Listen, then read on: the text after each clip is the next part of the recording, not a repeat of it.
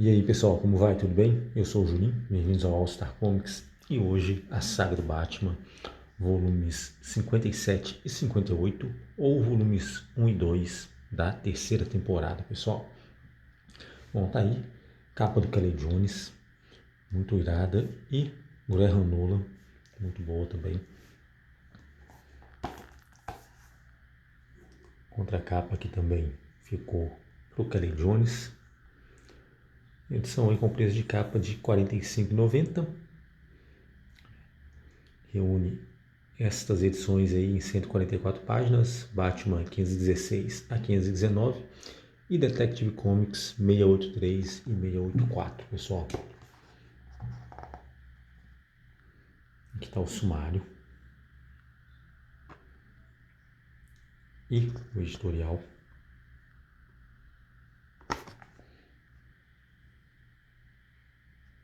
E aqui os autores e criadores do Homem Morcego, Bob Kane e o saudosíssimo Bill Finger.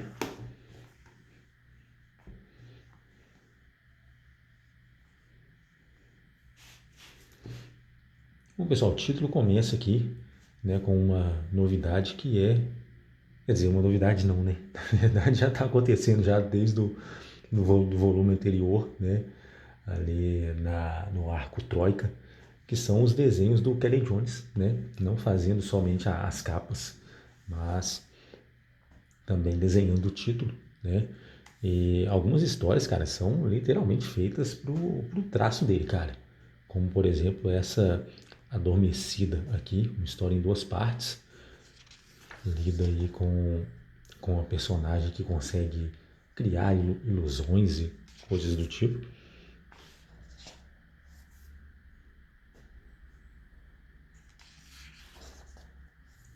E é uma trama aqui que envolve um projeto para se criar uma espécie de assassino perfeito, basicamente, ali assim, né? Por mais estranho que isso possa ser, isso tem a ver com adormecido e sonhos e ilusões e coisas do tipo, mas a história tem uma trama bem interessante.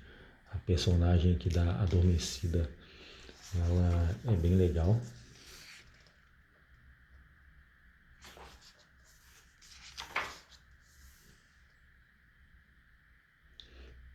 Quando eu vi essa capa que achei até que era o Amigdala que ia aparecer nessa edição, pessoal.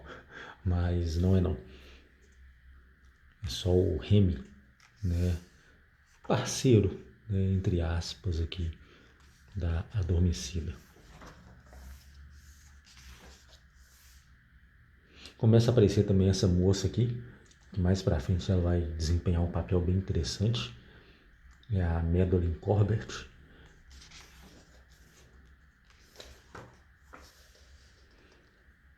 Aqui Detective Comics, né, o Pinguim dando as caras, né, nessa capa aqui, que é sensacional. Deveria ser até a capa da edição, né? A galerinha ia chorar, mas ia chorar daquele jeito, né? A galerinha do L. Né? Não sei porquê, né? Pô, capa bem inclusiva, né? Ao meu ver aí tem de tudo aqui, cara. Né? Não tem por que reclamar, mas já sabem, né? A partir daqui a gente já começa a ver, né, o Pinguim, Máscara Negra, então a gente já começa a ver aquele lado mais mafioso de Gotham, né?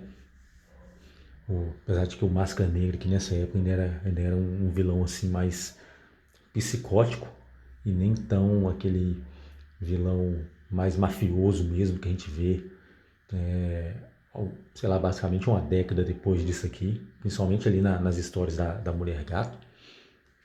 Então esse daqui ainda era aquele Máscara Negra mais maluco ainda, sabe? Mais ou menos como a gente viu ali no início da queda do morcego. A gente vai vendo aqui também o Comissário Gordon, né? E vai ter algumas mudanças bem interessantes aqui no Departamento de Polícia de Gotham, cara. Principalmente relacionado aí ao Gordon e a Tenente Essen, né? Sarah Essen Gordon, que é a esposa dele. Vai ter uns acontecimentos bem legais aqui.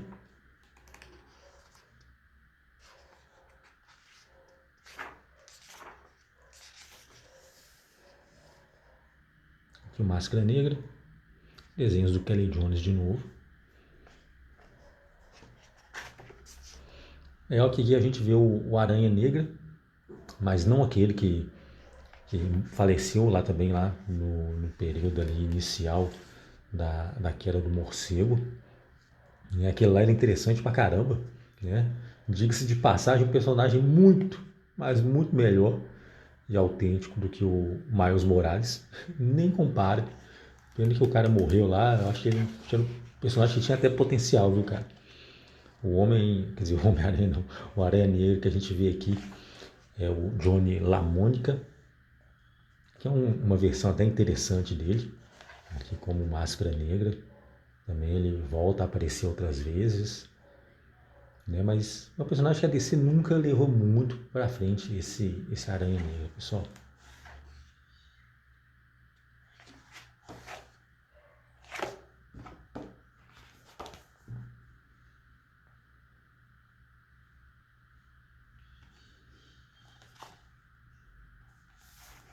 E essa edição aqui, tanto a capa quanto a contracapa aí ficou para o Graham Nolan, pessoal. A capa aqui ficou muito bonita. Essa contracapa poderia ter sido até a capa, sinceramente. A edição também é o preço de R$ 45,90, 144 páginas e reúne Batman 520, Robin 17 e Detective Comics 685 a 688, pessoal. Exatamente. Aqui está o editorial e o sumário. Histórias publicadas aí entre maio e agosto. Aqui os autores, né, com essa arte aí muito irada do Kelly Jones. Excelente escolha para ficar aqui na página dos autores. Cara, e essa edição aqui, as capas estão com a qualidade muito ruim, cara. Né? Acredito que a Panini não tenha recebido essas capas aí com uma qualidade boa, né? Sei lá. Mas é isso aí, pessoal. Qualidade bem ruim. Algumas edições da saga do Superman também veio com isso aí, né? Inclusive tinha até um aviso lá falando que não tinham os arquivos digitalizados e acho que remasterizados, né? Mas enfim. Essa edição aqui traz aí nessa história aqui desenhos do Eduardo Barreto, cara. E tem uma outra história mais à frente aqui em que ele aparece como arte finalista, se eu não me engano, pro Graham Nolan, que é um desenhista que eu curto pra caramba. Desenhou inclusive aquele Gotham Mestres do Futuro, né? Se eu não me engano o título é esse, alguma coisa desse tipo. Que é a continuação de Gotham 1889, né? O Gotham by Gaslight, no original, que é uma história muito legal, cara, né? Desse estilo túnel do tempo aí da DC, né? Aqui a gente vê o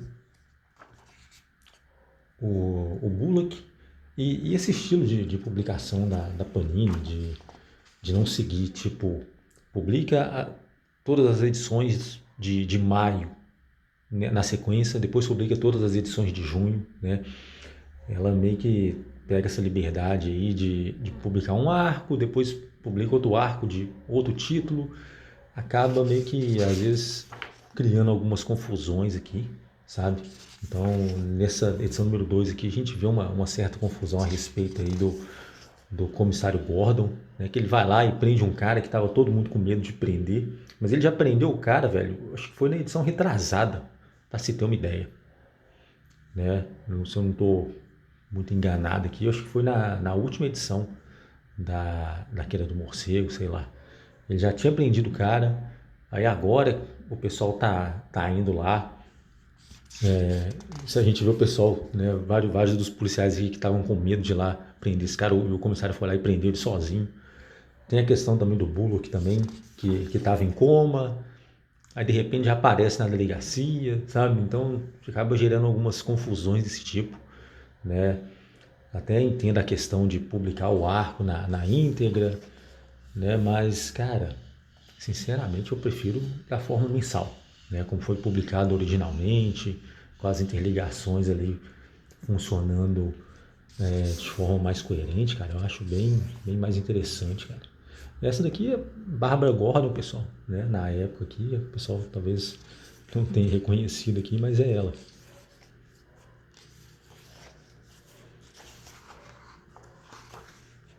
E aqui começa o primeiro, vamos colocar assim, o primeiro arco, né?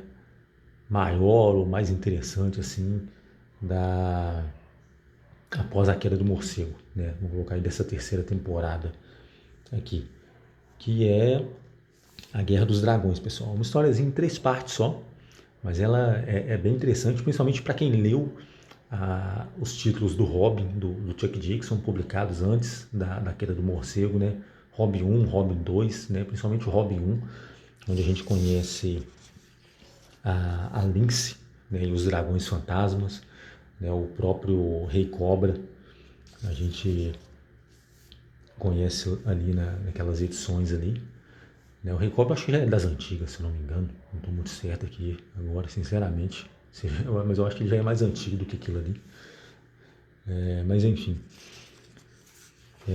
aqui a gente vê a confusão, né, que gera em Chinatown, né, porque o Rei Cobra ele basicamente comandava a área toda ali, mas o cara às vezes ele dá umas alopradas ali, acabou entrando em guerra com os próprios dragões dele, cara, né?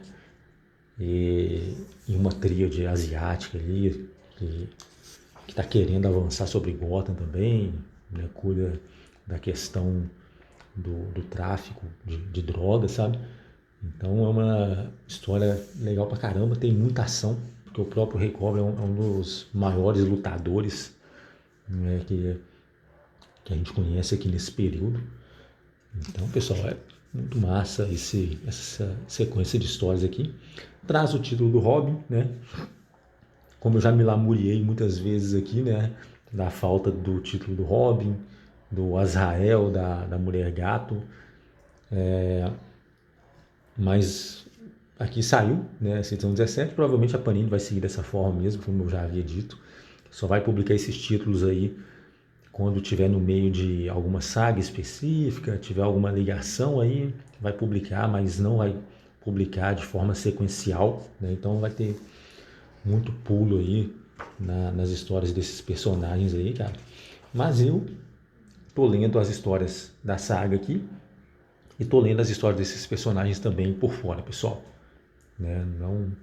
Não, sei lá, não curto muito ler as histórias desse período aqui com esses buracos gigantescos. Principalmente nas histórias do Robin, pessoal. Né, que provavelmente vai aparecer mais aqui. Mas Azrael também, cara, nossa, é muito sem graça. Você vê as ligações que vão aparecer aqui de tempo em tempo e, sabe, você voando na história, né? Perdido ali na história ali. Então isso aí é um detalhe aí que eu não curto muito, por isso eu tô lendo ali por fora, né? Eu vou lendo os títulos aqui e por fora eu vou lendo essas outras histórias.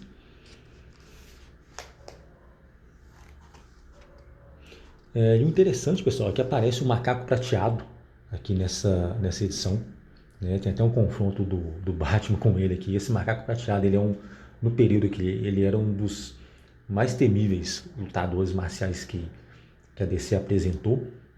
E ele volta a aparecer, pessoal, após terremoto, né? Ou cataclisma, como preferirem. Ele volta a aparecer pouco depois daquilo ali, num arco que é um crossover com o Arqueiro Verde. O Arqueiro Verde, no caso, o Condor, né? Condor Hawk, que é o filho do Oliver. Então, é uma história interessante e tem esse adendo aí, né, cara? Tem esse extra aí de que provavelmente ele vai voltar a aparecer, né? Acho que a Panini não vai pular essa história. Eu espero, né? Ela tá pulando muita história aqui de outros títulos, né? Fora Batman e Detective Comics.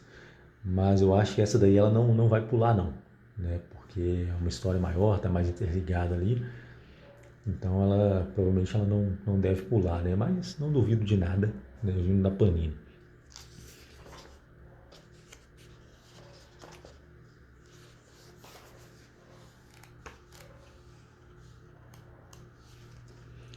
E aqui uma história de Detective Comics. Nessa daqui que acho que no próximo número o Eduardo Barreto está finalizando. E aqui a gente conhece o Capitão Medo, né? No início aqui o editor até fala a respeito desse personagem. Ele fala de uma maneira bem interessante aqui, traz umas informações bem interessantes. E o Chuck Dixon traz ele de volta aqui, né? Ele é meio que das antigas e como literalmente aqui um inimigo do Homem-Morcego. E ele dá um baita de um trabalho pro Batman aqui, viu, cara? O Batman, apesar do visual e toda a temática pirata, assim, você olha pra ele à primeira vista, assim, meio que você não dá nada pra ele, mas o cara não era tão básico assim e bobo não, viu? Sem brincadeira. Deu um baita trabalho pro Homem-Morcego aqui e pro Robin, pessoal. E trouxe uma história bem legal, cara. A história ficou realmente muito massa.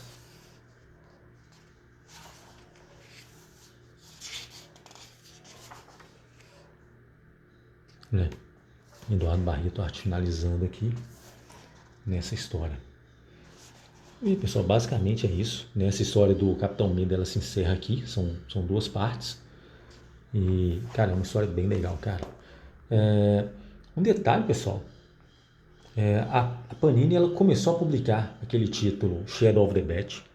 Antes da queda do morcego começar, ela veio, trouxe o título, estava bem atrasada, ela colocou em dia, trouxe várias histórias em sequência ali. Né? A princípio não ia nem publicar, de repente foi lá, colocou o título em dia, foi publicando a saga, né? E, tipo assim, no início né, tinham histórias legais, mas muitas histórias ali eram bem razoáveis. Né? Se não tivesse publicado, sei lá, beleza, né? Mas foi lá, fez esse esforço todo de colocar o título em dia e agora não publica. Né? Literalmente está pulando todas as histórias, o título vai voltar a aparecer, pelo que eu vi ali, só quando chegar na saga Contágio, né, que está bem perto, porque a Panini está, como eu disse, ela está pulando muita coisa, está publicando basicamente só Batman e Detective Comics, para chegar rápido nas sagas maiores. É o que tem me parecido é isso aí. Né? Igual, por exemplo, Shadow of the Bat, cara, nesse período aqui, tinha umas histórias muito legais. Inclusive, né, a história que chama Mansão Wayne, Anatomia de um Crime. Cara, é uma história magnífica, né? Ela é um capítulo só e ela é, de certa forma, citada, inclusive até no filme, né? O magnicíssimo Batman Begins, né? Filmaço, então ela é citada até lá e, pelo que eu vi, não vai ser publicado, pessoal. Né? A Panini não dá para entender, cara. Né? Fez esse esforço todo, colocou o título em dia, né? E agora já não publica mais. Então não dá para entender muito bem o que acontece com a Panini, né, cara? Mas é sem graça pra caramba. Sinceramente, quando esse tipo de coisa acontece. E, pessoal, acabou que eu fiquei devendo no último vídeo, né, nos últimos vídeos aí, mas principalmente no último, né, que eu trouxe os ônibus da Queda do Morcego, né, Batman Nightfall. Eu citei essa edição lá, que a Panini tinha publicado, né, Batman Queda do Morcego, volume 1, né, e essa edição aqui é de 2008, pessoal. Eu tinha citado que a Panini tinha publicado ela, né? E só publicou o volume 1. Na época ela não publicou mais, porque tinha publicado muito caro. E eu citei que ela custava, na época, lá, alguma coisa lá próximo de R$ 20, cara. Mas, nossa, foi um erro gigantesco meu, cara. Ela custava muito mais. R$ 36,90, pessoal. Exatamente. Os padrões de hoje, cara, estaria magnífico isso aqui. Edição em capa cartão, né? Papel couché, quer dizer, papel couché não, papel LWC.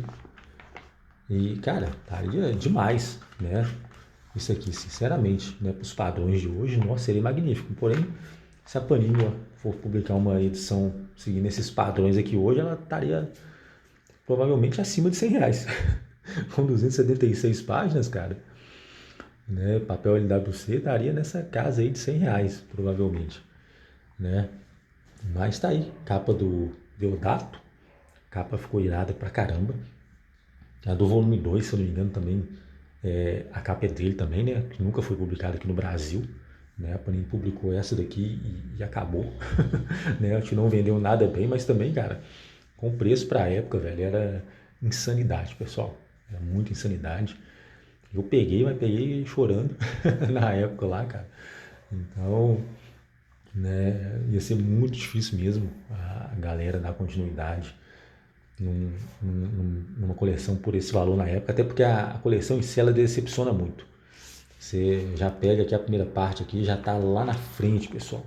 Sabe, não tem a espada de Azrael, porque para mim a queda do morcego começa com a apresentação do Jim Poe, pessoal. Né? Não tem como. Né? Começar em outra parte, a espada de Azrael e depois a sequência que a gente tem ali publicada na edição 37, né? Ou número 1 da segunda temporada ali da Panini, da saga do Batman. Então, já começa bem na frente, né? Com o Bane libertando os criminosos do Asilo Arkham, sabe, cara? E vai indo, pessoal. A gente não tem nem a vingança de Bane publicada aqui, nem nada do tipo.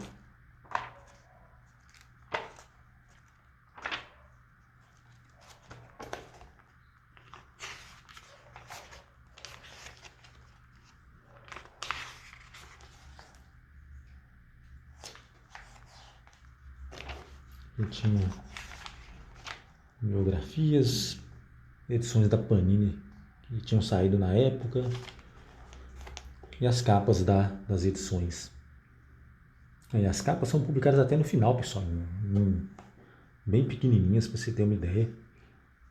Então, assim, por aqui a gente viu o tanto de coisa que pulou, né? E era uma coleção que, sinceramente, não valeria a pena, né? Por conta disso, né? Pula muito material e, né? Sei lá, acaba que não fica compensando muito, ainda mais pelo preço na época. Né? Quem pegou agora nas edições de saga, por mais que a Panini tenha avacalhado muita coisa ali, ainda foi melhor do que ter pego, do que se a Panini tivesse continuado isso aqui, né? E bem, pessoal, basicamente é isso, tá aí a saga do Batman, né? Meio decepcionado com o título, sinceramente, a forma que a Panini vem conduzindo, né? Sei lá, para mim não merece o título de saga, né? Sei lá, uma saga, você literalmente está publicando a saga ali do personagem, né? Até no início mesmo ali a gente vê que não é bem lá aquela saga, porque tinha oportunidade de publicar até o Batman no 1, né? Que seria um tremendo de um começo ali para a saga do Batman, mas também não publicou, né? Então, sei lá, meio decepcionado com o título da saga do Batman, né? O personagem é magnífico, as histórias são muito boas, mas a forma que a Panini conduz o título, sei lá, não merece muito esse título aí, essa nomenclatura de saga, sinceramente. Mas bem, pessoal, tá aí. Muito obrigado a quem assistiu. Se gostou, deixa um like. Tamo junto. Até a próxima. Valeu.